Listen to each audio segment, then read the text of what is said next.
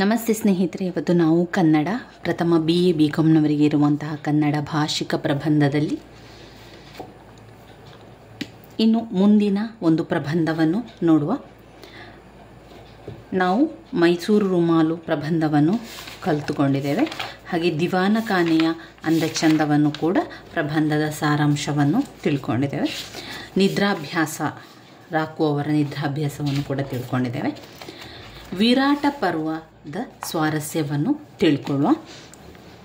ಇದು ನೀವು ಉಳಿದಿರುವಂತಹ ಪ್ರಬಂಧ ಕಲಿತ್ರೆ ಇದನ್ನು ಕಲಿಬೇಕು ಅಂತ ಇಲ್ಲ, ಆದರೆ ನಿಮಗೆ ಈ ಒಂದು ವಿಚಾರ ಗೊತ್ತಿರಲಿ. ಕೆಲವೊಂದು ಪ್ರಶ್ನೆ ಪತ್ರಿಕೆಯಲ್ಲೂ ಕೂಡ ಕೊಟ್ಟಿದ್ದಾರೆ. ವಿರಾಟ ಪರ್ವದ ಸ್ವಾರಸ್ಯದ ಬಗ್ಗೆ ಪ್ರಶ್ನೆಗಳು ಬಂದಿರೋದ್ರಿಂದ ನಾನು ವಿರಾಟ ಪರ್ವದ ಸ್ವಾರಸ್ಯದ ಸಾರಾಂಶವನ್ನು ನಿಮಗೆ ನಾನು ತಿಳಿಸ್ಕೊಡ್ತೇನೆ. ವಿರಾಟ ಪರ್ವದ ಸ್ವಾರಸ್ಯ ಪ್ರಬಂಧವನ್ನು ಬರೆದವರು ಎನ್ ಪ್ರಹ್ಲಾದ್ ರಾವ್ ಅವರು. ಮೊದಲನೆಯದಾಗಿ ನಾವು ವಿರಾಟ ಪರ್ವದ ಪ್ರಬಂಧದ ಸಾರಾಂಶವನ್ನು ನಿಮಗೆ ತಿಳಿಸ್ತಾ ಹೋಗ್ತಾನೆ. ಸಾರಾಂಶದಲ್ಲಿ ಏನು ಕೊಟ್ಟಿದ್ದಾರೆ? ಮಹಾಭಾರತ 1,00,000ಕ್ಕೂ ಮೀರಿದ ಶ್ಲೋಕಗಳನ್ನೊಳಗೊಂಡ ಬೃಹತ್ ಗ್ರಂಥ. ಅದರ ಕತೆ 18 ಪರ್ವಗಳಲ್ಲಿ ಹರಡಿ ನಿಂತಿದೆ. ಜನಜನಿತವಾಗಿರುವ ಭಾರತದ ಕತೆ ಪಾಂಡವ ಕೌರವರ ವೈಮನಸ್ಯಕ್ಕೆ ಸಂಬಂಧಿಸಿದ್ದು. ಪ್ರಸ್ತುತ ಪ್ರಬಂಧ ವಿರಾಟ ಪರ್ವದ ಸ್ವಾರಸ್ಯ ವಿರಾಟ ಪರ್ವಕ್ಕೆ ಸೇರಿದ್ದು. ವನವಾಸವನ್ನು ಪೂರೈಸಿ 1 ವರ್ಷದ ಅಜ್ಞಾತವಾಸವನ್ನು ವಿರಾಟನ ರಾಜ್ಯದಲ್ಲಿ ಕಳೆಯಲು ತೀರ್ಮಾನಿಸಿದ ಪಾಂಡವರು ವೇಷ ಮರೆಸಿಕೊಳ್ಳುತ್ತಾರೆ. ವಿರಾಟನ ಭಾವ ಮೈಥುನ ಕೀಚಕ ಈ ಸಂದರ್ಭದಲ್ಲಿ ದ್ರೌಪದಿಯನ್ನು ಆಸೆಪಟ್ಟು ಆಕೆಯನ್ನು ಪೀಡಿಸಿ ಹಿಂಸಿಸುತ್ತಾರೆ. ಇದರಿಂದ ಕೆರಳಿದ ಭೀಮ ಕೀಚಕನನ್ನು ಹತ ಮಾಡುತ್ತಾನೆ. ಇದನ್ನರಿತ ಕೌರವ ಪಾಂಡವರ ಸೆಲೆಯನ್ನು ಕಂಡುಹಿಡಿಯಲು ವಿರಾಟನ ಗೋಹರಣಕ್ಕೆ ಕೈ ಹಾಕುತ್ತಾನೆ. ಆದರೆ ಅರ್ಜುನ ಮತ್ತು ಭೀಮ ಕೌರವರ ಸೈನ್ಯದೊಡನೆ ಸೆಣಸಿ ವಿರಾಟನಿಗೆ ವಿಜಯ ತಂದು ಕೊಡುತ್ತಾರೆ. ಅಷ್ಟು ವೇಳೆಗೆ ಅಜ್ಞಾತವಾಸದ ಸಮಯ ಮುಗಿದು ಹೋಗಿ ಎಲ್ಲವೂ ಮಂಗಳಕರವಾಗಿ ಮುಗಿಯುತ್ತದೆ. ಇದೇ ಸಂದರ್ಭದಲ್ಲಿ ಅಭಿಮನ್ಯು ಮತ್ತು ಉತ್ತರೆಯ ವಿವಾಹವು ನೆರವೇರುತ್ತದೆ. ಈ ಪರ್ವವನ್ನು ಓದಿದವರಿಗೆ ಮತ್ತು ಕೇಳುಗರಿಗೆ ಶುಭ ಸೂಚನೆಗಳು ದೊರಕುತ್ತದೆ ಎಂಬುದು ಈ ಒಂದು ಪ್ರಬಂಧದ ಸಾರಾಂಶವಾಗಿದೆ. ಇದರಲ್ಲಿ ಅವರು ಪ್ರಬಂಧದ ವಿಶ್ಲೇಷಣೆಯನ್ನು ಯಾವ ರೀತಿ ಮಾಡಿದ್ದಾರೆ ಅಂತ ತಿಳ್ಕೊಳ್ಳುವ. ಮೊದಲಿಗೆ ನಾವು ಲೇಖಕರ ಪರಿಚಯವನ್ನು ಮಾಡಿಕೊಳ್ಳುವ. ಕನ್ನಡ ಶ್ರೇಷ್ಠ ಪ್ರಬಂಧಕಾರರಲ್ಲಿ ಎನ್ ಪ್ರಹ್ಲಾದ್ ರಾವ್ ಅವರು ಒಬ್ಬರು. ನಗರ ಪ್ರಹ್ಲಾದರಾವ್ ಎಂದೇ ಖ್ಯಾತರಾದ ಇವರು ಶಿವಮೊಗ್ಗ ಜಿಲ್ಲೆಯ ಶಿಕಾರಿಪುರದಲ್ಲಿ ಜನಿಸಿದರು.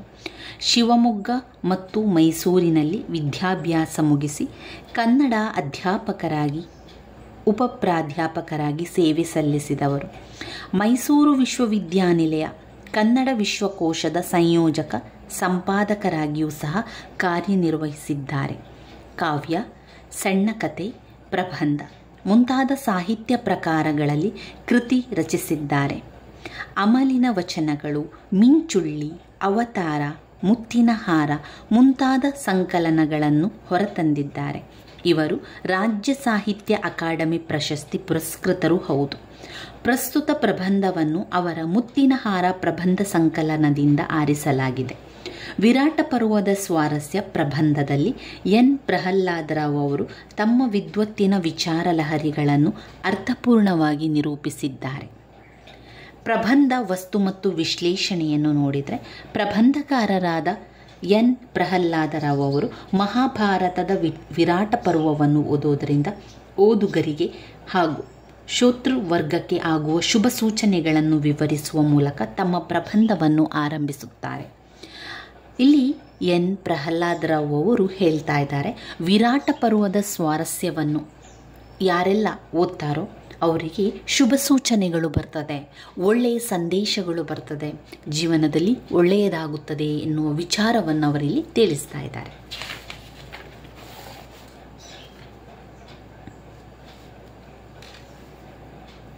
ಕಾಲೇ ವರ್ಷತು ಪರ್ಜನ್ಯ ಪೃಥ್ವಿ ಸಸ್ಯಶಾಲಿನಿ. ಅಂದರೆ ವರ್ಷವು ಮಳೆ ಚೆನ್ನಾಗಿ ಬಿದ್ದು ನೆಲ ಹಸನಾಗಬೇಕು, ಸಸ್ಯ ಶಾಲಿನಿಯಾಗಬೇಕು, ಸರ್ವ ಜನರು ಸುಖಿಗಳಾಗಿ ಬಾಳಬೇಕು ಎಂದು ಪ್ರಾರ್ಥಿಸಿ ಇಂತಹ ಶಕ್ತಿ ವಿರಾಟ ಪರ್ವದ ವಾಚನಕ್ಕೆ ಇದೆ ಎಂದು ಹೇಳುತ್ತಾರೆ. ಹಿಂದಿನಿಂದಲೂ ಮಹಾಭಾರತದ ವಾಚನ, ಪ್ರವಚನ, ಕಥಾಕಾಲಕ್ಷೇಪ ಕಾರ್ಯಕ್ರಮಗಳಲ್ಲಿ ಮೊದಲು ವಿರಾಟ ಪರ್ವದಿಂದ ಪ್ರಾರಂಭಿಸಿ ಅನಂತರ ಗ್ರಂಥಾನುಕ್ರಮಿಕೆಯಂತೆ ಮುಂದುವರೆದರೆ ದೇಶದಲ್ಲಿ ಮಳೆ ಬೆಳೆಗಳು ಚೆನ್ನಾಗಿ ಆಗಿ ನಾಡಿನಲ್ಲಿ ಸುಭಿಕ್ಷೆ ತಲೆದೋರುತ್ತದೆ ಎಂಬುದು ನಂಬಿಕೆ. ಆದರೆ ಅದು ಬರೀ ಮೂಢನಂಬಿಕೆಯಲ್ಲ, ಅದಕ್ಕೆ ಕಥೆಯಲ್ಲಿ ಹಲವಾರು ಸೂಚನೆಗಳು ಸಿಕ್ಕುತ್ತವೆ ಎಂದು ಲೇಖಕರು ವಿವರಿಸ್ತಾ ಇದ್ದಾರೆ. ಪ್ರಬಂಧದ ವಿಶ್ಲೇಷಣೆಯನ್ನು ಮಾಡ್ತಾ ಹೋಗ್ತಾನೆ. ಯಾರಲ್ಲಿ ಪುಸ್ತಕಗಳಿದೆಯೋ ನೀವು ಕೂಡ ಒಮ್ಮೆ ಇದನ್ನು ಓದ್ಕೊಳ್ಳಿ, ಸಂಪೂರ್ಣವಾದ ವಿರಾಟ ಪರ್ವದ ವಿಶ್ಲೇಷಣೆಯನ್ನು ನೋಡಿಕೊಳ್ಳಿ. ಯಾರಲ್ಲಿ ಪುಸ್ತಕಗಳಲ್ಲಿ ಇಲ್ಲವೋ ನೀವು ನಾನು ಹೇಳುವಂತಹ ಈ ಒಂದು ವಿಶ್ಲೇಷಣೆಯನ್ನು ಸರಿಯಾಗಿ ಕೇಳಿಕೊಳ್ಳಿ. ಅವರು ಹೇಳಿರುವಂಥ ವಿಶ್ಲೇಷಣೆಯನ್ನೇ ನಾನು ನಿಮಗೆ ತಿಳಿಸ್ತಾ ಹೋಗ್ತಾನೆ. ಪ್ರಬಂಧದಲ್ಲಿ 12 ವರ್ಷಗಳ ವನವಾಸ ಮುಗಿದ ಮೇಲೆ 1 ವರ್ಷ ಅಜ್ಞಾತವಾಸ ಮಾಡಬೇಕಾಗಿದ್ದ ಪಾಂಡವರಿಗೆ ನಿಜವಾದ ಸಂಕಷ್ಟ ಎದುರಾದದ್ದು ವಿರಾಟನ ಆಸ್ಥಾನದಲ್ಲಿ ಇದ್ದ ಆತನ ಭಾವ ಮೈದುನ ಕೀಚಕನಿಂದ ಎಂದು ಪ್ರಬಂಧಕಾರರು ಬಿತ್ತರಿಸುತ್ತಾರೆ. ಏಕೆಂದರೆ ದುರ್ಯೋಧನನಿಗೆ ಅಂತಹ ಸಂದರ್ಭದಲ್ಲಿ ವೇಷ ಮರೆಸಿಕೊಂಡಿದ್ದ ಪಾಂಡವರ ಬಗ್ಗೆ ಸುಳಿವು ದೊರೆತಿದ್ದರೆ ಪುನಃ ಕಾಡಿನಲ್ಲಿಯೇ ವನವಾಸ ಮಾಡಬೇಕಾಗಿತ್ತು. ಆದರೂ ಧೃತಿಗೆಡದ ಪಾಂಡವರು ಕೀಚಕನನ್ನು ಧರಿಸಿ ದ್ರೌಪದಿಯ ಶೀಲರಕ್ಷಣೆ ಮಾಡಿದಾಗ ದುರ್ಯೋಧನನಿಗೆ ಸಂಶಯ ಉಂಟಾಗುತ್ತದೆ. ಕೀಚಕನಂತಹ ವೀರನನ್ನು ಸದೆಬಡಿಯಲು ಪಾಂಡವರಲ್ಲದೆ ಮತ್ತಾರಿಗೂ ಸಾಧ್ಯವಿಲ್ಲ ಎಂದು ಅನುಮಾನಗೊಂಡು ದುರ್ಯೋಧನ ವಿರಾಟ ನಗರಕ್ಕೆ ದಾಳಿ ಮಾಡಿ ಗೋವುಗಳನ್ನು ಹರಣ ಮಾಡುವ ಸಂಚು ಹೂಡುತ್ತಾನೆ. ವೇಷಧಾರಿಗಳಾದ ಪಾಂಡವರು ಇದನ್ನು ವಿಫಲಗೊಳಿಸಿದಾಗ ಆತನ ಅನುಮಾನ ನಿಜವಾಗುತ್ತದೆ. ಈ ವೇಳೆಗೆ ಸುಯೋಗದಿಂದ ಪಾಂಡವರ ಅಜ್ಞಾತವಾಸದ ಅವಧಿ ಕೂಡ ಮುಗಿದು ಬಿಡುತ್ತದೆ. ಇಲ್ಲಿಗೆ ವಿರಾಟ ಪರ್ವದ ಕತೆ ಮುಗಿಯುತ್ತದೆ ಎಂದು ಹೇಳುವ ಪ್ರಹ್ಲಾದರಾಯರು ಇದು ಪಾಂಡವರ ಬದುಕಿನಲ್ಲಿ ಕಾಣಿಸಿಕೊಂಡ ಮಂಗಳಕರವಾದ ಶುಭ ಸೂಚನೆ ಎನ್ನುತ್ತಾರೆ. ಇಲ್ಲಿಂದಲೇ ಪಾತಾಳಮುಖಿಯಾಗಿದ್ದ ಪಾಂಡವರ ಬದುಕು ಊರ್ಧ್ವಮುಖಿಯಾಗುತ್ತದೆ. ಅಪಜಯಗಳ ಸರಮಾಲೆಯನ್ನೇ ತಮ್ಮ ಕೊರಳಲ್ಲಿ ಧರಿಸಿದ್ದ ಪಾಂಡವರಿಗೆ ಗೋಹರಣ ವಿಜಯ ಮುಂದಿನ ಜಯಕ್ಕೆ ದಾರಿದೀಪವಾಗುತ್ತದೆ.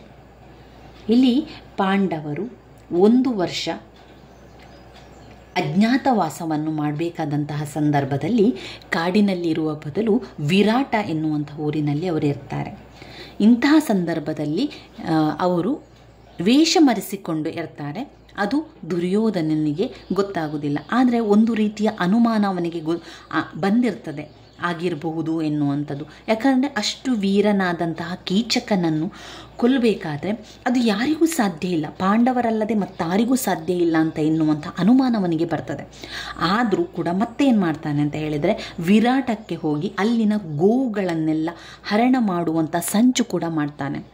ಇದರಲ್ಲಿಯೂ ಕೂಡ ಪಾಂಡವರು ಅದನ್ನೆಲ್ಲ ಕೂಡ ವಿಫಲಗೊಳಿಸ್ತಾರೆ. ಇದು ಅವನ ಒಂದು ದುರ್ಯೋಧನ ಅನುಮಾನಕ್ಕೆ ಮತ್ತಷ್ಟು ಪುಷ್ಟಿ ಕೊಡುವಂತಹ ವಿಚಾರ. ಅಷ್ಟರಲ್ಲಾಗಲೇ ಏನಾಗ್ತದೆ, ಪಾಂಡವರ ಒಂದು ಅಜ್ಞಾತವಾಸದ ಸಮಯ ಮುಗಿದು ಬಿಡ್ತದೆ. ನಂತರ ಅವರಿಗೆ ಎಲ್ಲವೂ ಕೂಡ ಜಯವಾಗುವಂಥದ್ದು. ಪೂರ್ಣ ದೃಷ್ಟಿಯಿಂದಲೂ ವಿರಾಟ ಪರ್ವದ ವಿಶೇಷತೆಯನ್ನು ಪ್ರಬಂಧಕಾರರು ವಿವರಿಸುತ್ತಾ ಇದು ಇಡೀ ಭಾರತದ ಕಥೆಗೆ ಪ್ರತಿಮೆಯಾಗಿ ನಿಲ್ಲುತ್ತದೆ ಎನ್ನುತ್ತಾರೆ. ಲೇಖಕರ ಪ್ರಕಾರ ದ್ರೌಪದಿಯನ್ನು ಅವಮಾನ ಮಾಡಿದ ದುರ್ಯೋಧನಾದಿಗಳ ನಾಶ ಮಹಾಭಾರತದಲ್ಲಿ ಪೂರ್ಣಗೊಳ್ಳುತ್ತದೆ. ಅದರ ಪ್ರತಿಬಿಂಬವಾಗಿ ಮೊದಲೇ ವಿರಾಟ ಪರ್ವದ ಕೀಚಕವಧೆ ಗೋಚರಿಸುತ್ತದೆ ಎಂಬುದಾಗಿದೆ. ಇದಲ್ಲದೆ ಗೋಹರಣದ ಯುದ್ಧ ಮುಂದಿನ ಕುರುಕ್ಷೇತ್ರ ಯುದ್ಧಕ್ಕೆ ಪಡಿನೆರಳಾಗಿದೆ. ಹಾಗಾಗಿ ವಿರಾಟ ಪರ್ವ ಬಹಳ ಮುಖ್ಯವಾದುದು ಎಂದು ಹೇಳಿ ತಮ್ಮ ಪ್ರಬಂಧದಲ್ಲಿ ವಿರಾಟ ಪರ್ವದ ಕಥೆಯ ಸ್ವಾರಸ್ಯವನ್ನು ಅರ್ಥಪೂರ್ಣವಾಗಿ ವಿವರಿಸಿದ್ದಾರೆ. ವನವಾಸದ ಅವಧಿ ಕೊನೆಗೊಳ್ಳುತ್ತಾ ಬಂದಂತೆಲ್ಲ ಧರ್ಮರಾಯ ಮುಂದಿನ 1 ವರ್ಷದ ಅವಧಿಯ ಅಜ್ಞಾತವಾಸದ ಸ್ಥಳದ ಹುಡುಕಾಟಕ್ಕೆ ಚಿಂತಿಸಿದ್ದು ಅರ್ಜುನನ ಸಲಹೆಯಂತೆ ವಿರಾಟನ ರಾಜ್ಯದಲ್ಲಿರಲು ಒಪ್ಪಿಗೆ ನೀಡಿದ್ದನ್ನು ತಿಳಿಸುತ್ತಾರೆ. ಪ್ರಹ್ಲಾದರಾವ್ ಅವರು ಅರ್ಜುನನ ಆಯ್ಕೆ ಸೂಕ್ತವಾದುದು ಎನ್ನುತ್ತಾರೆ. ಏಕೆಂದರೆ ಮತ್ಸ್ಯ ದೇಶದ ವಿರಾಟನ ಪತ್ನಿ ಸುದೇಶ್ನಿಯ ಸಹೋದರ ಕೀಚಕ ಮತ್ತು ಆತನ 100 ಜನ ಅಣ್ಣ ತಮ್ಮಂದಿರು ವಿಖ್ಯಾತ ವೀರರು. ಇವರುಗಳಿಂದ ಹೆದರಿದ ಕೌರವ ಯಾವ ಕಾಲದಲ್ಲೂ ಯಾವ ಸಂದರ್ಭದಲ್ಲೂ ವಿರಾಟನ ರಾಜ್ಯಕ್ಕೆ ದಾಳಿ ಮಾಡುವುದಿರಲಿ, ಆ ದೇಶದ ಕಡೆಗೆ ತಲೆ ಮಾಡಿ ಸಹ ಮಲಗುತ್ತಿರಲಿಲ್ಲ. ಇದಲ್ಲದೆ ಈ ನಾಡಿಗೆ ಕ್ಷಾಮ ಡಾಮರುಗಳ ಭೀತಿಯಾಗಲಿ ಯುದ್ಧ ಭೀತಿಯಾಗಲಿ ಇರಲಿಲ್ಲ. ಇದನ್ನರಿತ ಪಾಂಡವರು ಅಜ್ಞಾತವಾಸಕ್ಕೆ ವಿರಾಟನ ಅಭಯ ಪಡೆದದ್ದು ಸೂಕ್ತ ಎಂಬುದು ಪ್ರಬಂಧಕಾರರ ಅಭಿಪ್ರಾಯ.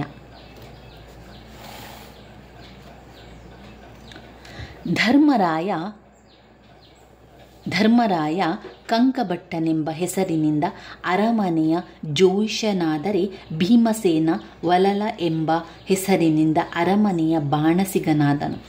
ಅರ್ಜುನ ಊರ್ವಶಿಯ ಶಾಪವನ್ನು ಬಳಸಿಕೊಂಡು ಸೀರೆ ಉಟ್ಟು ಬೃಹನ್ನಳೆಯಾಗಿ ರಾಜಕುಮಾರರಿಗೆ ನಾಟ್ಯವನ್ನು ಬೋಧಿಸತೊಡಗಿದ.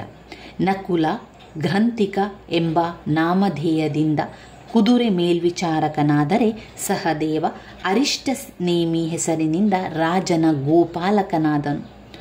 ದ್ರೌಪದಿಯು ಸೈರಂಧ್ರಿಯಾಗಿ ರಾಣಿ ಸುದೇಶ್ನಿಯ ಸೇವಕಿಯಾಗಿದ್ದಳು.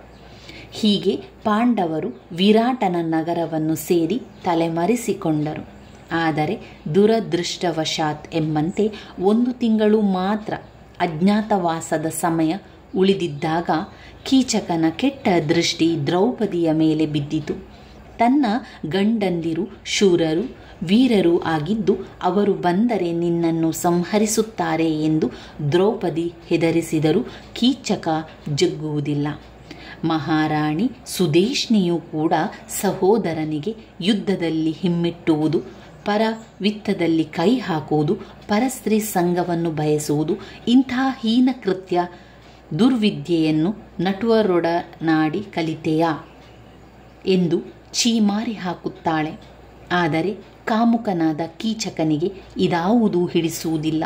ಕೊನೆಗೆ ಮಧು ತರಲು ಬಂದ ದ್ರೌಪದಿಯನ್ನು ಬಲಾತ್ಕರಿಸುತ್ತಾನೆ. ರಾಜನ ಎದುರಿನಲ್ಲಿಯೇ ದ್ರೌಪದಿಯನ್ನು ಮೂದಲಿಸುತ್ತಾನೆ. ಅಲ್ಲಿಯೇ ಇದ್ದ ಪಾಂಡವರು ನಿಸ್ಸಹಾಯಕರಾಗುತ್ತಾರೆ. ಇದು ಹಿಂದೆ ಕೌರವ ಸಭೆಯಲ್ಲಿ ದುಶ್ಯಾಸನ ವಸ್ತ್ರಾಪಹರಣ ಮಾಡಿದ ಪ್ರಸಂಗವನ್ನು ನೆನಪಿಸುತ್ತದೆ ಎನ್ನುತ್ತಾರೆ ಪ್ರಬಂಧಕಾರರು. ಅವರು ಹೇಳುವಂತೆ ದ್ಯೂತ್ಯದಲ್ಲಿ ಸೋತಿದ್ದರಾದ ಕಾರಣ ಕೌರವ ಸಭೆಯಲ್ಲಿ ಪಾಂಡವರ ಬಾಯಿ ಮುಚ್ಚಿ ಹೋಗಿತ್ತು. ಈಗಲಾದರೂ ಅಜ್ಞಾತವಾಸದಲ್ಲಿರುವ ತಮ್ಮ ಗುಟ್ಟು ಎಲ್ಲಿ ರಟ್ಟಾಗುವುದೋ ಎಂಬ ಭಯದಿಂದ ಮೌನಿಯಾಗಿದ್ದರೆ ಎಂಬುದು ಸತ್ಯ. ಕೊನೆಗೆ ಅಪಮಾನ ತಾಳಲಾರದ ದ್ರೌಪದಿ ಭೀಮನಲ್ಲಿಗೆ ಬಂದು ಆತ್ಮಹತ್ಯೆಯ ಬೆದರಿಕೆ ಹಾಕಿ ಗೋಳಿಡುತ್ತಾಳೆ. ಇದರಿಂದ ಭೀಮನು ಕ್ರೋಧಗೊಂಡು ಕೀಚಕನನ್ನು ಹತ ಮಾಡುತ್ತಾನೆ. ಇದು ವಿರಾಟ ಪರ್ವದ ಕಥೆಯಾದರೂ ಇಲ್ಲಿಗೆ ಇದು ನಿಲ್ಲಲಿಲ್ಲ. ಮಳೆ ನಿಂತರೂ ಮರದ ಹನಿ ನಿಲ್ಲಲಿಲ್ಲವೆಂಬಂತೆ ಕೀಚಕನ ದುಷ್ಟ ಪ್ರಭಾವ ನಿಲ್ಲಲಿಲ್ಲ ಎನ್ನುತ್ತಾರೆ ಪ್ರಹ್ಲಾದರಾವ್ ಅವರು. ಕೀಚಕನಂತಹ ಪರಾಕ್ರಮಶಾಲಿಯನ್ನು ಕೊಲ್ಲಲು ಭೀಮನಿಗೆ ಮಾತ್ರ ಸಾಧ್ಯವೆಂದು ತರ್ಕಿಸಿ ಗೋಹರಣ ನೆಪದಲ್ಲಿ ದುರ್ಯೋಧನ ವಿರಾಟನ ರಾಜ್ಯಕ್ಕೆ ದಾಳಿ ಮಾಡುತ್ತಾನೆ. ಆದರೆ ಅರ್ಜುನ ಮತ್ತು ಭೀಮ ಆತನನ್ನು ಸೋಲಿಸಿ ಹಿಮ್ಮೆಟ್ಟಿಸುತ್ತಾರೆ. ವಿರಾಟ ಪರ್ವ 3 ರಸಗಳ ಸಂಗಮ ಎಂಬುದು ಪ್ರಬಂಧಗಾರರ ಅನಿಸಿಕೆ.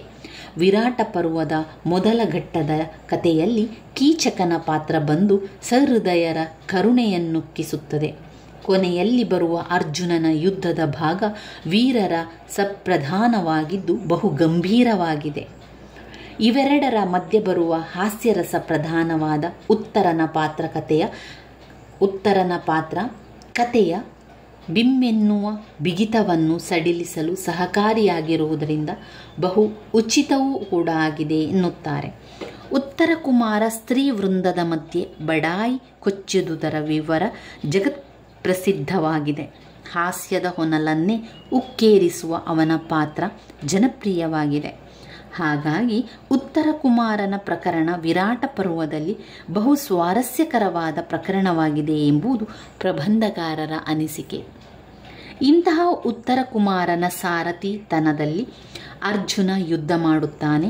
ಕುರುಕ್ಷೇತ್ರದ ಯುದ್ಧದ ನೆಪವನ್ನೇ ತರುವ ಈ ಯುದ್ಧದಲ್ಲಿ ಪಾಂಡವರ ಸಹಾಯದಿಂದ ವಿರಾಟ ರಾಜ ಗೆಲ್ಲುತ್ತಾನೆ. ಈ ಶುಭ ಸಂದರ್ಭದಲ್ಲಿಯೇ ಅಭಿಮನ್ಯು ಮತ್ತು ಉತ್ತರೆ ವಿವಾಹವಾಗುತ್ತದೆ. ಎಲ್ಲವೂ ಶುಭದಲ್ಲಿ, ಮಂಗಳದಲ್ಲಿ ಕೊನೆಯಾಗುತ್ತದೆ.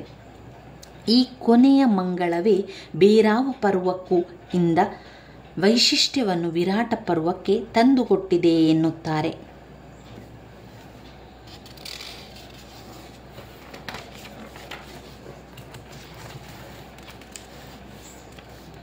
ಪ್ರಹ್ಲಾದ ರಾವ್ ಅವರ ಪ್ರಕಾರ ಪಾಂಡವರ ಭಾಗ್ಯಚಕ್ರದ ಏರಿಳಿತಗಳನ್ನು ಮತ್ತು ಅವರ ಬಾಳಿನ ಸೆಲೆನೆಲೆಗಳನ್ನು ಗಮನಿಸಿದಾಗಲೂ ವಿರಾಟ ಪರ್ವ ತುಂಬ ಪ್ರಾಧಾನ್ಯತೆ ಹೊಂದಿದೆ ಎಂಬುದಾಗಿದೆ. ಅದನ್ನು ವಿಶ್ಲೇಷಿಸುತ್ತಾ ಪಾಂಡವರ ಬಾಲ್ಯದ ಬದುಕು ಅಪಕರ್ಷ ಸೂಚಕವಾದುದು, ಪಾಂಚಾಲಿಯ ವಿವಾಹ ಉತ್ಕರ್ಷ ಸೂಚಕವಾದುದು, ಇಂದ್ರಪ್ರಸ್ಥದಲ್ಲಿನ ರಾಜಸೂಯ ಯಾಗ ಅದೇ ಒಂದು ಜಾಡಿನಲ್ಲಿ ಅವರನ್ನು ಕೀರ್ತಿಯ ತುತ್ತ ತುದಿಗೆ ಮುಟ್ಟಿಸುತ್ತದೆ. ಕೀರ್ತಿಯ ಗಿರಿಶಿಖರವನ್ನೇರಿದ ಪಾಂಡವರು ದ್ಯೂತ್ಯ ವ್ಯಸನದಿಂದಾಗಿ ಜರ್ರನೆ ಜಾರಿ ಪಾತಾಳಕ್ಕಿಳಿಯುತ್ತಾರೆ. ಅರಣ್ಯವಾಸ ಅವರನ್ನು ಇನ್ನೂ ತುಳಿಯುತ್ತದೆ. ಅಜ್ಞಾತವಾಸದಿಂದ ಅವರು ಶತಂ ಪಾತಾಳಗತರಾಗುತ್ತಾರೆ. ಗೋಹರಣ ಯುದ್ಧದಲ್ಲಿ ಗೆದ್ದು ಮತ್ತೆ ತನ್ನಂತಹ ಕೀರ್ತಿ ಶಿಖರವನ್ನು ಮುಟ್ಟುತ್ತಾರೆ. ಉದ್ಯೋಗ ಪರ್ವದ ಸಂಧಾನ ಮುರಿದು ಬಿದ್ದಾಗ ಮತ್ತೆ ಕಷ್ಟಕ್ಕೆ ಸಿಲುಕುತ್ತಾರೆ. ದುರ್ಯೋಧನಾದಿಗಳು ಅವಸಾನದ ನಂತರ ಮತ್ತೆ ಪೂರ್ವ ಪ್ರತಿಷ್ಠೆಗಳನ್ನು ಗಳಿಸಿಕೊಳ್ಳುತ್ತಾರೆ. ಹೀಗೆ ಪಾಂಡವರ ಉತ್ಕರ್ಷಗಳ ವಿಪುಲ ಪಂಕ್ತಿಯ ನಡುವೆ ಬರುವ ವಿರಾಟ ಪರ್ವ ಪಾಂಡವರ ಪಾಲಿಗೆ ಬರುವ ಶುಭ ತಾತ್ಕಾಲಿಕವೂ ಕೇವಲ ಕ್ಷಣಿಕವೂ ಆಗಿ ತೋರಿದರೂ ವಿಶೇಷವಾಗಿ ಗಮನಿಸಿದರೆ ಅದರ ಪ್ರಾಶಸ್ತ್ಯ ತಾನಾಗಿ ವೇದ್ಯವಾಗುತ್ತದೆ ಎಂದು ವಿವರಿಸುತ್ತಾರೆ. ಒಟ್ಟಿನಲ್ಲಿ ಕ್ಷಾಮ ಡಾಮರಗಳಿಂದ, ಅಕಾಲ ವೃಷ್ಟಿಯಿಂದ, ಅತಿವೃಷ್ಟಿಯಿಂದ, ಅನಾವೃಷ್ಟಿಯಿಂದ ನೊಂದು ಆಹಾರ ಭಾವದಿಂದ ನರಳುತ್ತಿರುವ ನಮ್ಮ ದೇಶಕ್ಕೆ ವಿರಾಟ ಪರ್ವದ ವಾಚನ ಮತ್ತು ಶ್ರವಣದಿಂದ ಸಂಪತ್ತು ಸಮೃದ್ಧಿ ದೊರೆಯಲೆಂದು ಪ್ರಹ್ಲಾದ ರಾವ್ ಅವರು ಭಗವಂತನಲ್ಲಿ ಪ್ರಾರ್ಥಿಸುತ್ತಾ ವಿರಾಟ ಪರ್ವದ ಸ್ವಾರಸ್ಯವನ್ನು ಈ ಪ್ರಬಂಧದಲ್ಲಿ ಅರ್ಥಪೂರ್ಣವಾಗಿ ವಿವರಿಸಿದ್ದಾರೆ. ವಿರಾಟ ಪರ್ವದ ಸ್ವಾರಸ್ಯ ಪ್ರಬಂಧದಲ್ಲಿ ಮಹಾಭಾರತದಲ್ಲಿ ಬರುವ ವಿರಾಟ ಪರ್ವದ ಪ್ರಮುಖ ಪಾತ್ರಗಳನ್ನು ಅವಲಂಬಿಸಿ ಲೇಖಕರು ತಮ್ಮ ಪ್ರಬಂಧವನ್ನು ರಚಿಸಿದ್ದಾರೆ. 12 ವರ್ಷಗಳ ವನವಾಸ ಮುಗಿಸಿದ ಮೇಲೆ ಅಜ್ಞಾತವಾಸ ಮಾಡಬೇಕಾದ ಪಾಂಡವರು ಮಾರುವೇಷದಲ್ಲಿರುವುದನ್ನು ಸೂಚಿಸುವ ಪ್ರಬಂಧಕಾರರು ಮೂಲ ಹೆಸರುಗಳಿಂದಲೇ ಅವರನ್ನು ಪರಿಚಯಿಸುತ್ತಾರೆ. ಧರ್ಮರಾಯ, ಭೀಮ, ಅರ್ಜುನ, ನಕುಲ, ಸಹದೇವ ಮತ್ತು ದ್ರೌಪದಿ. ಬೇರೆ ಹೆಸರುಗಳಿಂದ ಯಾವ ರೀತಿ ವರ್ತಿಸಬೇಕಾಯಿತು ಎಂಬುದನ್ನು ವಿವರಿಸುವ ಪ್ರಹ್ಲಾದ ರಾವ್ ಅವರು ವಿರಾಟನ ಜೊತೆ ಆತನ ಪತ್ನಿ ಸುದೇಶ್ನೆ, ಈಕೆಯ ತಮ್ಮ ಕೀಚಕ, ಸುದೇಶ್ನೆಯ ತಮ್ಮ ಕೀಚಕ ಮತ್ತು ವಿರಾಟನ ಮಗ ಉತ್ತರ ಕುಮಾರ ಮುಂತಾದ ಪಾತ್ರಗಳನ್ನು, ಅವುಗಳು ಆಡಿದ ಮಾತುಗಳನ್ನು ಬಳಸಿ ಪ್ರಬಂಧ ರೂಪಿಸಿ ಪಾಂಡವರಲ್ಲಿ ಪ್ರಮುಖವಾಗಿ ದ್ರೌಪದಿಯ ಜೊತೆ ಕಾಣಿಸಿಕೊಳ್ಳುವವನು ಭೀಮ ಮಾತ್ರ. ಪ್ರಬಂಧದಲ್ಲಿ ದ್ರೌಪದಿ ಭೀಮ, ದ್ರೌಪದಿ ಕೀಚಕ ಮತ್ತು ಅರ್ಜುನ, ಉತ್ತರ ಕುಮಾರನ ಪ್ರಸಂಗಗಳು ಔಚಿತ್ಯಪೂರ್ಣವಾಗಿ ಮೂಡಿಬಂದಿದೆ. ಶಂಖಭಟ್ಟನೆಂಬ ಹೆಸರಿನಿಂದ ಕಾಣಿಸಿಕೊಳ್ಳುವ ಧರ್ಮರಾಯ ಮೂಕ ಪ್ರೇಕ್ಷಕನಾಗಿ ಕಾಣಿಸಿಕೊಂಡರೆ ನಕುಲ ಸಹದೇವರ ಪಾತ್ರಗಳು ಮಾತನಾಡುವುದಿಲ್ಲ. ವಿರಾಟ ಪರ್ವದಲ್ಲಿ ನಡೆಯುವ ಎಲ್ಲ ಘಟನೆಗಳಿಗೆ ಕಾರಣವಾಗುವ ಪಾತ್ರ ದ್ರೌಪದಿಯದು. ಕಾಮಾತುರನಾದ ಕೀಚಕ ತನ್ನ ಆಸೆ ತೀರಿಸಿಕೊಳ್ಳುವ ಮಾರ್ಗದಲ್ಲಿ ಅಂಧನಾಗಿ ವರ್ತಿಸಿ ಭೀಮನಿಂದ ಹತನಾಗುತ್ತಾನೆ. ಶೌರ್ಯವಂತನಾಗಿ ದುರ್ಯೋಧನನಿಗೆ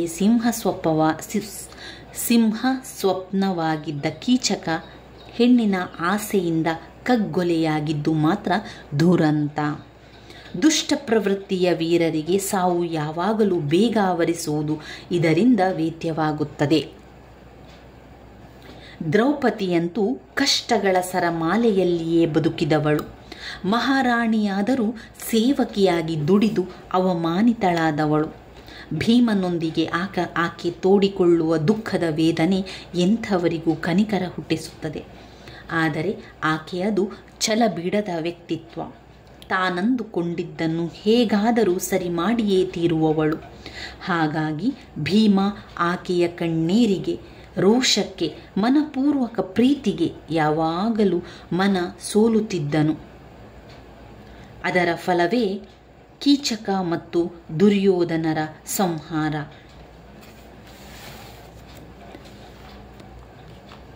ಭೀಮ ವಿರಾಟ ಪರ್ವದಲ್ಲಿ ವಲಲ ಎಂಬ ಹೆಸರಿನ ಅಡುಗೆ ಭಟ್ಟನಾದರೂ ಕೀಚಕನ ಸಂಹಾರದಲ್ಲಿ ಪ್ರಮುಖ ಪಾತ್ರ ವಹಿಸಿದನು. ದ್ರೌಪದಿಯ ಕಷ್ಟ ಕಾಲದಲ್ಲಿ ನೆರವಾಗುತ್ತಿದ್ದವನೇ ಭೀಮ. ಯಾವ ವೇಷದಲ್ಲಿದ್ದರೂ ದ್ರೌಪದಿಯ ಕಷ್ಟ ನಿವಾರಣೆಯಾಗುತ್ತಿದ್ದುದು ಭೀಮನಿಂದಲೇ ಎಂಬುದು ಧರ್ಮರಾಯನಿಗೂ ಗೊತ್ತಿತ್ತು. ಆದರೂ ಧರ್ಮರಾಯ ಮೌನ ವಹಿಸುತ್ತಿದ್ದನು.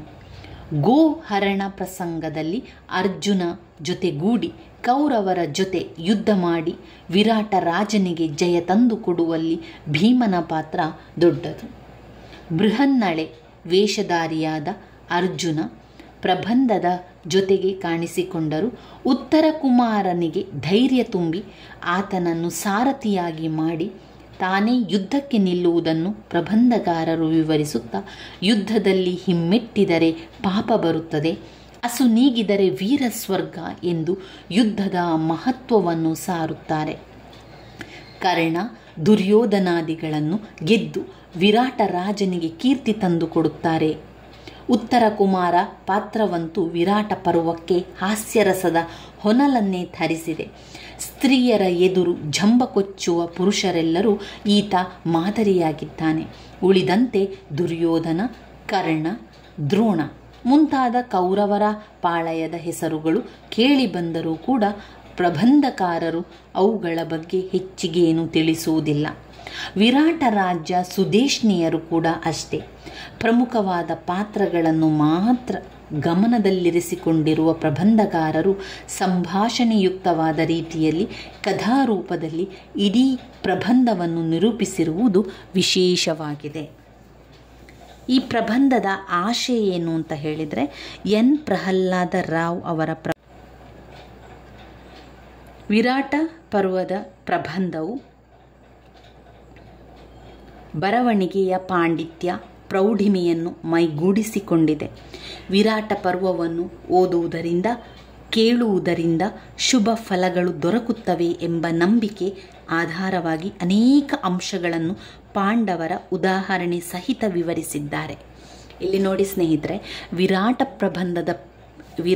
ಪರ್ವ ಪ್ರಬಂಧವನ್ನು ಯಾರೆಲ್ಲ ಹೇಳ್ತಾರೋ, ಯಾರೆಲ್ಲ ಓದುತ್ತಾರೋ, ಯಾರೆಲ್ಲ ಕೇಳ್ತಾರೋ, ಯಾರೆಲ್ಲ ನೀವು ಕೇಳ್ತಾ ಇದ್ದೀರಿ, ನಿಮಗೂ ಕೂಡ ತುಂಬಾ ಶುಭ ಫಲಗಳು ಬರ್ತದೆ, ಶುಭ ಸಂಕೇತಗಳು ಬರ್ತದೆ.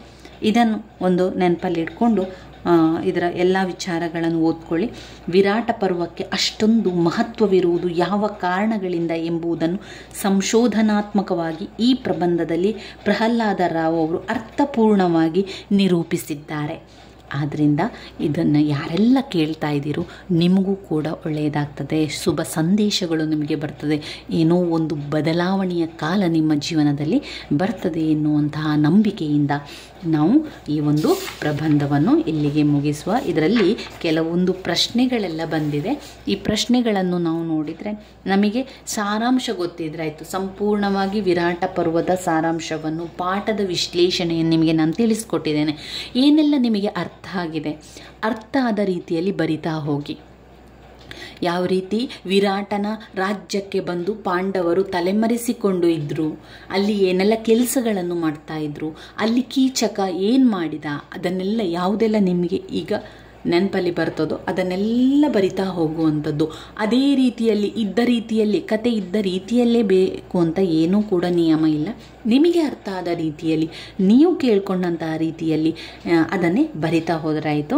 ಇಲ್ಲಿ ಇಲ್ಲಿ ಕೆಲವೊಂದು ಪ್ರಶ್ನೆಗಳನ್ನು ಕೊಟ್ಟಿದ್ದಾರೆ ನೋಡಿ. ನಾವು ಕೆಲವೊಂದು ಪ್ರಶ್ನೆಗಳನ್ನು ನೋಡಿಕೊಳ್ಳುವ. ಪಾಂಡವರ ವನವಾಸ ಮತ್ತು ಅಜ್ಞಾತವಾಸದ ಅವಧಿ ಎಷ್ಟು ಎನ್ನುವಂಥದ್ದು. ಇಲ್ಲಿ ಪಾಂಡವರ ವನವಾಸ 12 ವರ್ಷ, 1 ವರ್ಷ ಅಜ್ಞಾತವಾಸ. ಅಜ್ಞಾತವಾಸದ ಅವಧಿಯಲ್ಲಿ ಪಾಂಡವರು ಎಲ್ಲಿ ವೇಷ ಮರೆಸಿಕೊಂಡಿದ್ದರು? ಅಜ್ಞಾತವಾಸದ ಅವಧಿಯಲ್ಲಿ ಪಾಂಡವರು ವಿರಾಟನ ಅರಮನೆಯಲ್ಲಿ ವೇಷ ಮರೆಸಿಕೊಂಡಿದ್ದರು. ವಿರಾಟ ಅಂದರೆ ರಾಜ, ವಿರಾಟನ ಮನೆಯಲ್ಲಿ. ವಿರಾಟ ಅಂದರೆ ಮತ್ತೆ ವಿರಾಟ ಪರ್ವ ಅಂತಲೇ ಹೇಳುವಂಥದ್ದು. ಅಂದರೆ ನಾವು ಒಂದು ಜಾಗದ ಹೆಸರು ರೀತಿಯಲ್ಲಿ ವಿರಾಟನನ್ನು ಆಳ್ವಿಕೆ ಮಾಡ್ತಾ ಇದ್ದ ಒಂದು ಜಾಗ, ಅದು ವಿರಾಟ ಪರ್ವ. ವಿರಾಟನ ಅರಮನೆಯಲ್ಲಿ ವೇಷ ಮರೆಸಿಕೊಂಡಿದ್ದರು. ದುರ್ಯೋಧನನು ವಿರಾಟನ ಗೋವುಗಳ ಹರಣ ಮಾಡುವ ಸಂಚು ಹೂಡಲು ಕಾರಣವೇನು? ಕೀಚಕ ಮತ್ತು ಉಪಕೀಚಕರನ್ನು ಕೊಲ್ಲಲು ಭೀಮನಲ್ಲದೆ ಮತ್ತಾರಿಗೂ ಸಾಧ್ಯವಿಲ್ಲ ಎಂದು ಸಂಶಯಗೊಂಡಂತಹ ದುರ್ಯೋಧನನು ಪಾಂಡವರು ವಿರಾಟ ನಗರದಲ್ಲಿರುವವರೆಂಬ ಅನುಮಾನದಿಂದ ವಿರಾಟನ ಗೋವುಗಳನ್ನು ಹರಣ ಮಾಡುವ ಸಂಚು ಹೂಡಿರ್ತಾನೆ. ಕೀಚಕನಿಂದ ದ್ರೌಪದಿಗೆ ಒದಗಿದ್ದ ಸಂಕಷ್ಟವನ್ನು ವಿವರಿಸಿ. ಕೇವಲ 1 ತಿಂಗಳು ಮಾತ್ರ ಇತ್ತು ಅಜ್ಞಾತವಾಸ ಮುಗಿಲಿಕ್ಕೆ. ಅಂತಹ ಸಂದರ್ಭದಲ್ಲಿ, ಅವಧಿ ಮುಗಿಯುವಂತಹ ಸಂದರ್ಭದಲ್ಲಿ ಕಾಮುಕನಾದಂತಹ ಕೀಚಕನಿಗೆ ದ್ರೌಪದಿಯ ಮೇಲೆ ಒಂದು ಆಸೆ ಉಂಟಾಗುವಂಥದ್ದು. ಕೀಚಕನ ಕಣ್ಣು ರಾಣಿವಾಸದಲ್ಲಿದ್ದು ಸೈರಂಧ್ರಿಯದತ್ತ ಬೀಳುತ್ತದೆ. ದ್ರೌಪದಿಯ ಬೆನ್ನು ಹತ್ತಿದ ಕೀಚಕ ಅವಳನ್ನು ಹಿಂಬಾಲಿಸುತ್ತಾನೆ, ಬಲಾತ್ಕಾರ ಮಾಡಲು ಮುಂದಾಗುತ್ತಾನೆ. ವಿರಾಟನ ಸಭೆಯಲ್ಲಿ ಆಕೆಯನ್ನು ಮೂದಲಿಸಿ ಒದೆಯುತ್ತಾನೆ. ಇಷ್ಟೆಲ್ಲ ಆದರೂ ಅದನ್ನು ನೋಡುತ್ತಲೇ ಸುಮ್ಮನಿದ್ದ ಪಾಂಡವರನ್ನು ಕಂಡು ರೋಧಿಸುತ್ತಾಳೆ. ಸುದೇಶ್ನೆಯು ಕೀಚಕನಿಗೆ ಏನೆಂದು ಬುದ್ಧಿವಾದ ಹೇಳಿದಳು. ಸುದೇಶ್ನೆಯ ತಮ್ಮ ಕೀಚಕನಾಗಿದ್ದ. ತನ್ನ ಸಹೋದರ ಕೀಚಕನು ದ್ರೌಪದಿಗೆ ಕಾಟ ಕೊಡಲು ಬಂದಾಗ ಸುದೇಶ್ನೆಯು ಯುದ್ಧದಲ್ಲಿ ಹಿಮ್ಮೆಟ್ಟುವುದು, ಪರವಿತ್ತದಲ್ಲಿ ಕೈ ಹಾಕುವುದು, ಪರಸ್ತ್ರೀ ಸಂಘವನ್ನು ಬಯಸುವುದು, ಇಂತಹ ದುರ್ವಿದ್ಯೆಯನ್ನು ನಟುವರೊಡನಾಡಿ ಕಲಿತೆಯಾ ಎಂದು ಛೀಮಾರಿ ಹಾಕುತ್ತಾಳೆ. ದ್ರೌಪದಿ ಭೀಮನನ್ನು ಏನೆಂದು ಜರಿದಳು. ಕೀಚಕ ಹಿಂಸೆ ಕೊಡುವುದನ್ನು ನೋಡಿಯೂ ಏನು ಮಾಡಲಾರದ ಪಾಂಡವರದ ಸ್ಥಿತಿಯನ್ನು ಕಂಡು ದ್ರೌಪದಿ ಅಂದು ರಾತ್ರಿಯೇ ಅಡುಗೆ ಮನೆಯಲ್ಲಿ ಭೀಮನನ್ನು ಕಾಣುತ್ತಾಳೆ. ಆದರೆ ಆತನ ಅಣ್ಣನ ಮಾತು ಮೀರಲಾರೆ ಎಂದು ಉತ್ತರ ನೀಡುತ್ತಾನೆ. ಇದರಿಂದ ಕೆರಳಿದ ದ್ರೌಪದಿ ತಾನು ಆತ್ಮಹತ್ಯೆ ಮಾಡಿಕೊಳ್ಳುತ್ತೇನೆ ಎಂದು ಹೇಳಿ, ಅಯ್ಯೋ, ನನ್ನ ಹಾಗೆ ಸಂಕಟ ಪಡುವ ಹೆಂಗಸರು ಲೋಕದಲ್ಲಿ ಹುಟ್ಟದೇ ಇರಲಿ, ಭೀಮನಂಥ ಗಂಡಸರು ಭೂಮಿಯ ಮೇಲೆ ಜನಿಸದೇ ಹೋಗಲಿ, ಶತ್ರುಗಳಿಂದ ಅಪಮಾನಿತರಾಗಿ ಪೌರುಷವನ್ನು ಬಿಟ್ಟುಕೊಟ್ಟು ಬಡ ಹೋರಿಗಳಂತೆ ಅಲೆಯುವ ಮೂಗುರ್ಚಿಗಳು ಇನ್ನಾರಿದ್ದಾರೆ? ಈ ಲೋಕದಲ್ಲಿ ನೀವು ರಾಜವಂಶದಲ್ಲಿ ಹುಟ್ಟಿದ್ದು ಕೂಳಿಗೆ ಕೇಡೇ ಹೊರತು ಬೇರೇನೂ ಅಲ್ಲ. ಭೂಮಿಗೆ ಭಾರವಾಗಿ ಬದುಕುವಿರೇ ಭೀಮ ಎಂದು ಜರಿಯುತ್ತಾಳೆ. ಉತ್ತರ ಕುಮಾರ ಮತ್ತು ಬೃಹನ್ನಳೆ ವೇಷದ ಅರ್ಜುನನ ಸಂವಾದವನ್ನು ವಿವರಿಸಿ. ಕುರುಸೇನೆಯನ್ನು ಕಂಡು ಉತ್ತರ ಕುಮಾರನ ಎದೆ ಬಿರಿದಂತಾಯಿತು. ತಾನು ಅರಮನೆಗೆ ಹಿಂದಿರುಗುತ್ತೇನೆ ಎನ್ನುತ್ತಾನೆ. ಆದರೆ ಅರ್ಜುನ ನಸುನಗುತ್ತಾ ರಥವನ್ನು ಮುಂದಕ್ಕೆ ನಡೆಸುತ್ತಾನೆ. ಇದರಿಂದ ಹೆದರಿದ ಉತ್ತರ ಕುಮಾರ ರಥದಿಂದ ಹಾರಿ ಓಡತೊಡಗಿದನು. ಆತನನ್ನು ಬೆನ್ನಟ್ಟು ಹಿಡಿದ ಅರ್ಜುನ, ಯುದ್ಧದಿಂದ ಓಡಿದರೆ ಪಾಪ ಬರುತ್ತದೆ, ವೀರನಾಗಿ ಕಾದಾಡಿದರೆ ಹೆಜ್ಜೆ ಹೆಜ್ಜೆಗೂ ಅಶ್ವಮೇಧ ಯಾಗದ ಮಾಡಿದ ಫಲ ಸಿಗುತ್ತದೆ, ಯುದ್ಧದಲ್ಲಿ ಅಸುನೀಗಿದವರಿಗೆ ಸ್ವರ್ಗದ ಲಲನೆಯರು ದಾಸಿಯಾಗುತ್ತಾರೆ ಎನ್ನುತ್ತಾನೆ. ಆಗ ಉತ್ತರ ಕುಮಾರ, ಅಯ್ಯೋ ಪುಣ್ಯಾತ್ಮ, ಓಡಿದ ಪಾತಕವನ್ನು ಪುರೋಹಿತರು ಕಳೆಯಬಲ್ಲರು. ಅಶ್ವಮೇಧ ಯಾಗ ಮಾಡಿ ಪುಣ್ಯ ಪಡೆಯುವುದು ದೇವತಾ ಸ್ತ್ರೀಯರು ನಮಗೆ ಬೇಕಿಲ್ಲ. ನಮ್ಮ ಅರಮನೆಯ ಹೆಣ್ಣು ಮಕ್ಕಳೇ ನಮಗೆ ಸಾಕು, ನನ್ನನ್ನು ಬಿಟ್ಟು ಬಿಡು ಎಂದರು. ಎನ್ ಪ್ರಹ್ಲಾದ ರಾವ್ ಅವರು ಭಗವಂತನಲ್ಲಿ ಏನೆಂದು ಪ್ರಾರ್ಥಿಸುತ್ತಾರೆ? ಕ್ಷಾಮ ಡಾಮರಗಳಿಂದ, ಅಕಾಲ ವೃಷ್ಟಿಯಿಂದ, ಅತಿವೃಷ್ಟಿಯಿಂದ, ಅನಾವೃಷ್ಟಿಯಿಂದ ನೊಂದು ಆಹಾರ ಭಾವದಿಂದ ನರಳುತ್ತಿರುವ ನಮ್ಮ ದೇಶಕ್ಕೆ ವಿರಾಟ ಪರ್ವದ ವಾಚನ ಮತ್ತು ಶ್ರವಣದಿಂದ ಸಂಪತ್ತು ಸಮೃದ್ಧಿ ದೊರೆಯಲೆಂದು ಎನ್ ಪ್ರಹ್ಲಾದ ರಾವ್ ಅವರು ಭಗವಂತನಲ್ಲಿ ಪ್ರಾರ್ಥಿಸುತ್ತಾರೆ. ಇವಿಷ್ಟು ವಿಚಾರಗಳು ನಾವು ವಿರಾಟ ಪರ್ವದ ಸ್ವಾರಸ್ಯ ಪ್ರಬಂಧದಲ್ಲಿ ತಿಳ್ಕೊಂಡೆವು. ಎನ್ ಪ್ರಹ್ಲಾದ ರಾವ್ ಅವರು ಬರೆದಿರುವಂತಹ ಪ್ರಬಂಧ ವಿರಾಟ ಪರ್ವದ ಸ್ವಾರಸ್ಯ. ಹಳೆಯ ಪ್ರಶ್ನೆ ಪತ್ರಿಕೆಗಳನ್ನು ನೋಡಿದರೆ ಈ ಪ್ರಶ್ನೆಗಳು ಬಂದಿದೆ. ಇದರಲ್ಲಿ ಏನು ನಿಮಗೆ ಅರ್ಥ ಆಗಿದೆ ಅದನ್ನು ಬರಿತಾ ಹೋಗಿ ಸ್ನೇಹಿತರೆ. ನನ್ನ ವೀಡಿಯೋಸ್ ಎಲ್ಲ ನಿಮಗೆ ಇಷ್ಟ ಆಗಿದ್ದರೆ ಲೈಕ್ ಕೊಡಿ, ಶೇರ್ ಮಾಡಿ, ಸಬ್ಸ್ಕ್ರೈಬ್ ಮಾಡಲಿಕ್ಕೆ ಮರಿಬೇಡಿ. ಧನ್ಯವಾದಗಳು. ಇದಾದ ನಂತರ ನಾವು ಮುಂದಿನ ಒಂದು ಪ್ರಬಂಧ ನಮ್ಮ ಮನೆಯ ದೀಪ, ಹಮ ನಾಯಕರವರು ಬರೆದಿರುವಂತಹ ನಮ್ಮ ಮನೆಯ ಪ್ರಬಂಧವನ್ನು ಕಲಿತುಕೊಳ್ಳುವ. ಸಂಪೂರ್ಣವಾಗಿ ಪ್ರಬಂಧದಲ್ಲಿರುವ ಎಲ್ಲ ಪ್ರಬಂಧವನ್ನು ನಾವು ಕಲಿತು ಇಟ್ಕೊಂಡ್ರೆ ನಂತರ ಇದರಲ್ಲಿ ಯಾವುದೇ ಅರ್ಥ ಕಲಿಬೇಕು ಅಂತ ಇಲ್ಲ, ಯಾವುದೇ ರೀತಿಯ ಸಂದರ್ಭ ಸ್ವಾರಸ್ಯ ಕಲಿಬೇಕು ಅಂತ ಇಲ್ಲ, ಸಂದರ್ಭ ಸಹಿತ ಕೂಡ ಈ ಒಂದು ಪ್ರಬಂಧದಿಂದ ಕೇಳುವುದಿಲ್ಲ. ಆದ್ದರಿಂದ ಕಥೆಯ ಅರ್ಥ, ಆ ಒಂದು ಪ್ರಬಂಧದ ಒಳಗೆ ಯಾವ ವಿಚಾರ ಇದೆ, ಆ ಪ್ರಬಂಧ ಯಾವ ವಿಷಯಕ್ಕೆ ಸಂಬಂಧಪಟ್ಟಿದೆ, ಪ್ರಬಂಧದ ಒಳಗಿರುವಂಥ ವಿಷಯ ವಸ್ತುಗಳೇನು, ವಿಶ್ಲೇಷಣೆ ಏನು ಎನ್ನುವಂಥದ್ದು ನಿಮಗೆ ಸರಿಯಾಗಿ ಗೊತ್ತಿದ್ದರೆ ಸಾಕು. ಇದರಿಂದ ಹೆಚ್ಚು ಯಾವುದೇ ರೀತಿಯ ಇದರಲ್ಲಿ ಪ್ರಬಂಧದಲ್ಲಿ ನಮಗೆ ಹೆಚ್ಚು ಚಿಂತೆ ಮಾಡಬೇಕು ಅಂತ ಇಲ್ಲ. ಆ ಒಂದು ಪ್ರಬಂಧದ ಒಳಗೆ ಯಾವ ವಿಚಾರ ಒಳಗೊಂಡಿದೆ ಎನ್ನುವಂಥದ್ದು ನಮಗೆ ಅರ್ಥ ಆದರೆ ಸಾಕಾಗ್ತದೆ ಸ್ನೇಹಿತರೆ. ಧನ್ಯವಾದಗಳು.